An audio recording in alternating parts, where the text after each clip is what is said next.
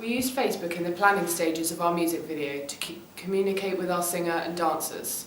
We created a Facebook chat with everyone in it, including Amandeep and myself, to arrange dates to film so everyone would know when, where and at what time. We also uploaded a few documents to the chat laying out what they needed to wear and how they needed to do their hair and makeup. This was vital to our planning stage, as without it, we would have had to rely on different people relaying messages for us to the other dancers, and there was a possibility of confusion about dates and timings. This was particularly useful to us as the dancers we used went to a different school, so we never saw them. We used iMovie and Final Cut Express in the construction stage. We uploaded our clips into iMovie and made rough cuts, and then exported this into Final Cut to fine-tune, add effects and lip sync. We organised the separate sections of our music video into different projects in Final Cut, which enabled us to work on them separately before we put them into our final version. Lip syncing was challenging, however, with perseverance and the use of markers so we knew exactly where to put a shot at the right bit of the music, we overcame this quickly. For our ancillary task, we had to create a magazine advert for an album. This was challenging as we had never used Photoshop before, therefore I decided to use YouTube to understand how to use the tools.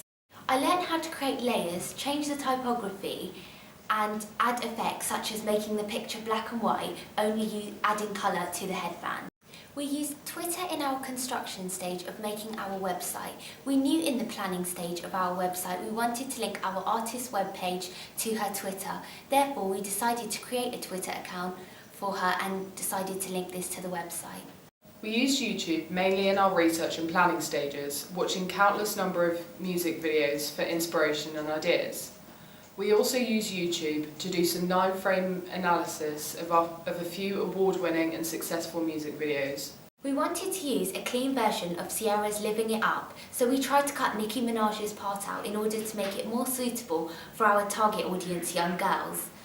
We also used software GarageBand to fix this, however there was no way of making a clean cut and therefore we decided to use a different radio edit featuring only Ciara. In the construction stage of our evaluation question 2, we answered the question by creating a Prezi and embedded our music video.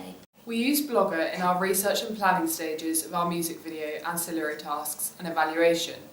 We found it really useful because it kept a record of everything we did. We were able to store our risk assessments, rough cuts and storyboards.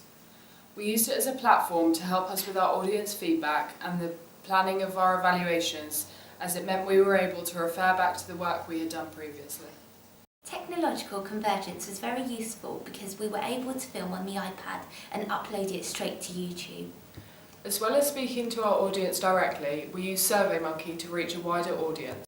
We were also able to access all social media, including Blogger, Facebook, Twitter and email on our phones.